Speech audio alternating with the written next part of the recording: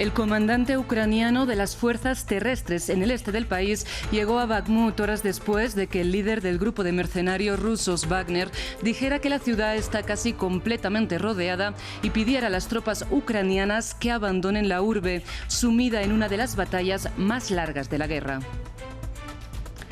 El grupo de expertos en derechos humanos sobre Nicaragua halló que el gobierno de Daniel Ortega comete graves violaciones de los derechos humanos que suponen crímenes de lesa humanidad contra la población civil. El comité investigador recibió el mandato de Naciones Unidas a raíz de la represión de las protestas de 2018. Tenemos análisis en esta edición. La revista Time, la más leída de Estados Unidos, cumple 100 años de historia, un siglo de nuestro tiempo que queda reflejado en sus icónicas portadas. En esta edición repasaremos los momentos más destacados de esta publicación. Buenas tardes, bienvenidos a las noticias de France 24 en español. Soy Rosa Pérez Masdeu y es para mí un gusto acompañarles. Empezamos esta edición con información de la guerra en Ucrania, porque a esta hora avanza la intensa batalla por el control de Bakhmut, una de las batallas más largas de la guerra que podría entrar en sus últimas horas. Este viernes, el comandante del ejército de tierra ucraniano para el este del país visitó a las tropas que defienden la ciudad del asedio ruso. La llegada del comandante ucraniano tuvo lugar pocas horas después de que el líder del grupo Wagner pidiera a las tropas de Kiev que abandonen Bakhmut, dado que los rusos tienen la ciudad prácticamente rodeada. El cerco se cierra alrededor de Bakhmut. Ese fue el mensaje transmitido por el fundador del grupo paramilitar ruso Wagner. En un video publicado el viernes, se dirigió directamente al presidente ucraniano. Las unidades del grupo Wagner han rodeado efectivamente Bakhmut. Solo queda un camino. Las pinzas se están cerrando. Anteriormente luchábamos contra el ejército profesional ucraniano, pero hoy nos enfrentamos cada vez más a los ancianos y los niños. Están luchando contra nosotros, pero sus vidas en Bakhmut son cortas, 1 o 2 días. Denles la oportunidad de salir de la ciudad. La ciudad está realmente rodeada.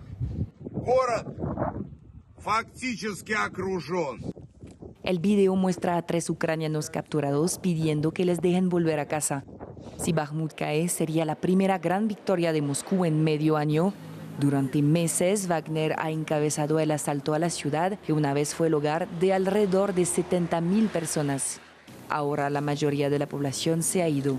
Algunos han huido a un territorio que ahora está bajo control ruso.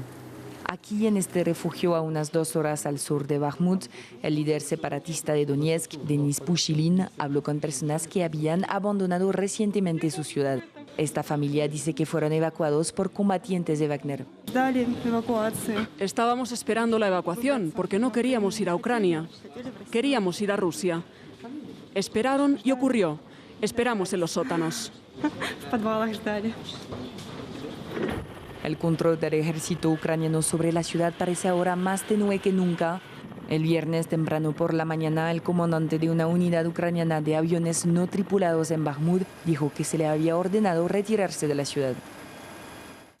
La guerra en Ucrania también estuvo en el centro de la agenda de la cumbre del G20 que se celebró en Nueva Delhi, en India. Tras la cita de las 20 grandes potencias del mundo, el ministro de Exteriores ruso, Sergei Lavrov, cargó contra Occidente y aseguró que fue Ucrania quien empezó la guerra. Un comentario que, lejos de ser novedoso, desató las carcajadas de los asistentes. We are trying to stop, and which was launched against us using Ukrainian people. Of course, it influenced the policy of Russia, including energy policy. En otras noticias, Naciones Unidas acusa al ejército de Myanmar de crear una crisis perpetua de vulneraciones de los derechos humanos. El organismo pide el cese de la violencia en que está sumido el país desde que la Junta militar tomó el poder mediante un golpe de Estado en febrero de 2021. Un hecho que desató protestas pacíficas, pero también una guerra civil entre las Fuerzas Armadas y las guerrillas. De hecho, el informe señala que la situación es particularmente violenta en el noroccidente y en el sureste del país, donde el ejército bombardea de forma indiscriminada, causando masacres y desplazamiento de población civil civil con el objetivo de impedir el acceso de los actores armados no estatales a distintos recursos.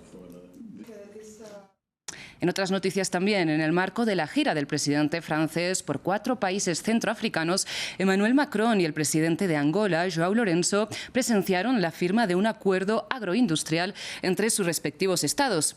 A pesar de que Angola no fue colonia francesa, sino portuguesa, París ha desarrollado importantes vínculos económicos con este país africano, el mayor productor de petróleo del continente, donde operan multinacionales francesas como TotalEnergies. Angola, una potencia del oro negro. La antigua colonia portuguesa produce 1.200.000 barriles de petróleo al día. El recurso representa el 40% de su Producto Interior Bruto, mientras que los hidrocarburos suponen el 90% de sus exportaciones.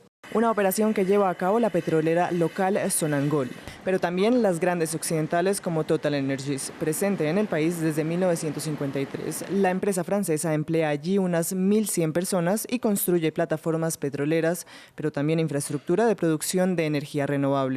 Ahora Emmanuel Macron está de viaje en Angola. El jefe de Estado francés quiere poner su visita bajo el signo de la diversificación económica.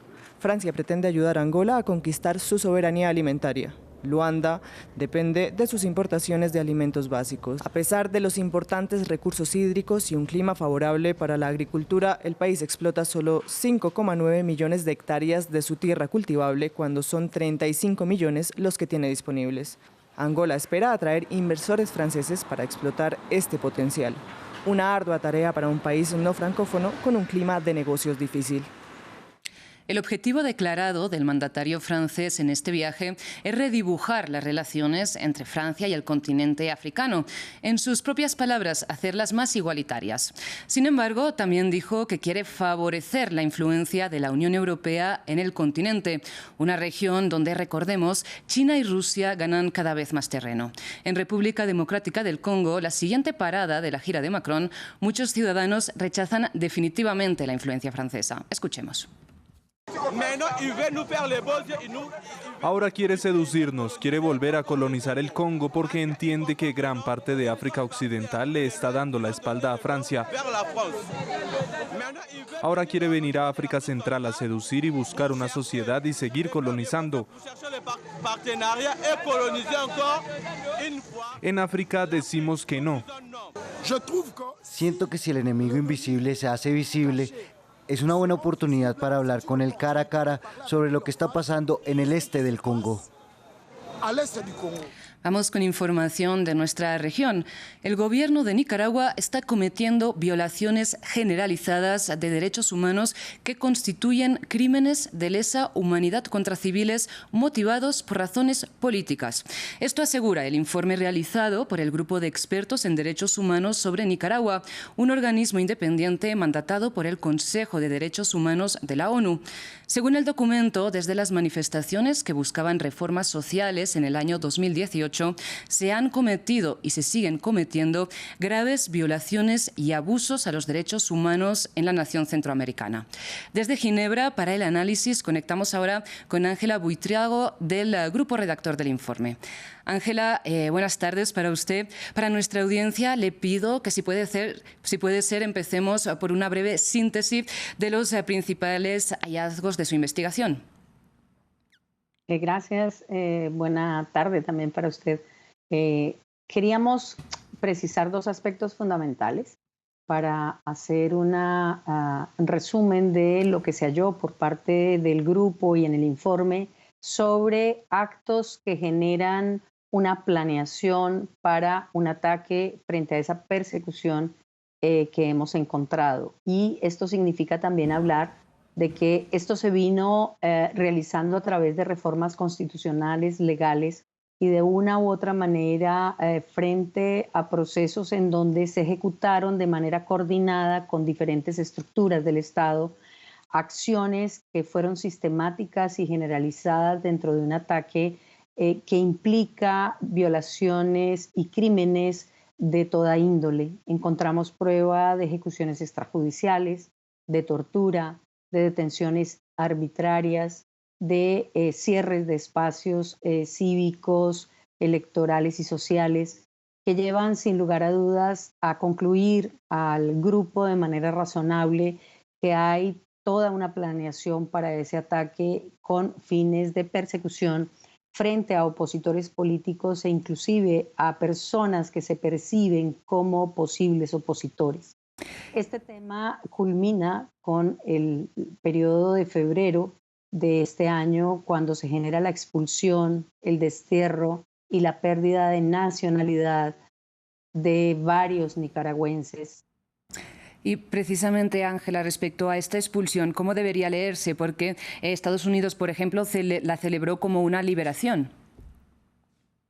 Creo que de todos modos hay que entender que en el momento en que se concede la posibilidad de que salgan de la detención ilícita o de la prisión, se genera un doble movimiento por parte del gobierno nicaragüense, que inclusive tampoco conocían las personas que fueron llevadas a un avión.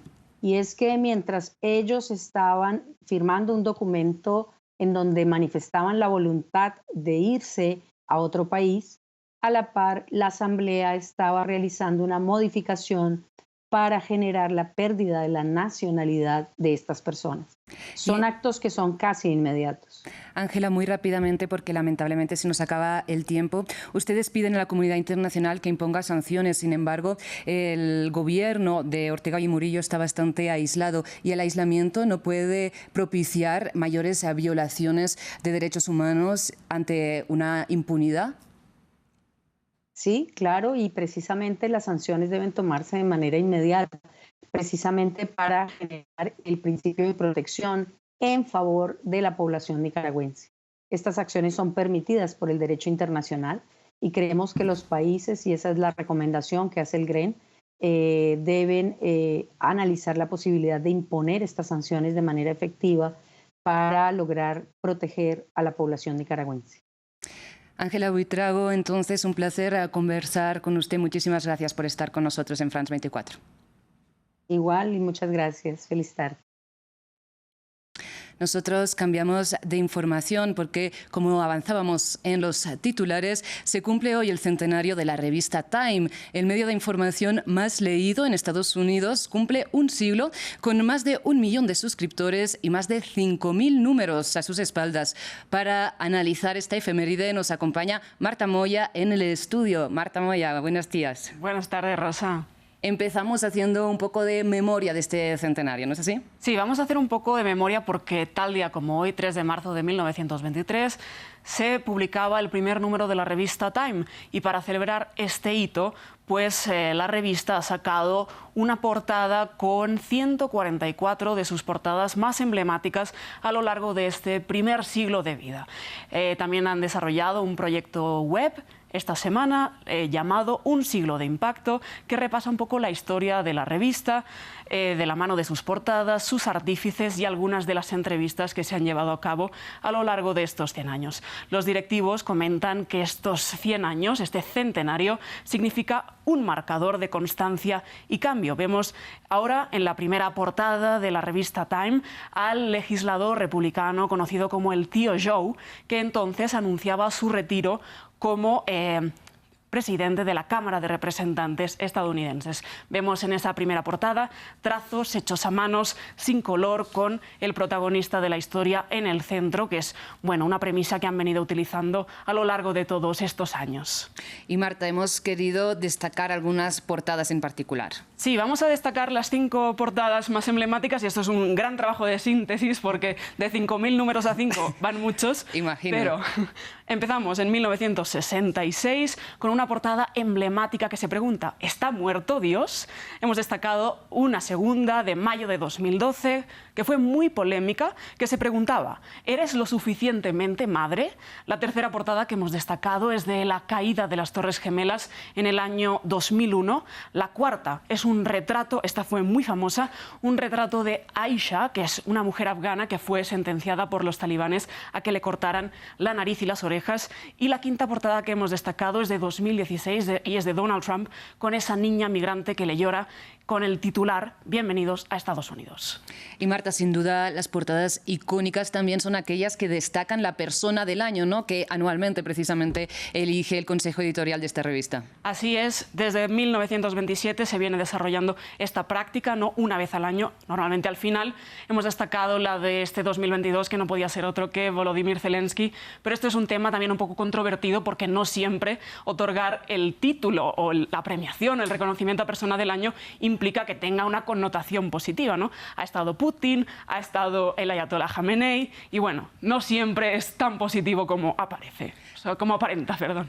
Así es, Marta. Bueno, se nos acaba el tiempo, pero muchísimas gracias por este repaso por las portadas más icónicas de la revista Time. A ustedes, muchísimas gracias por su atención. Enseguida volvemos.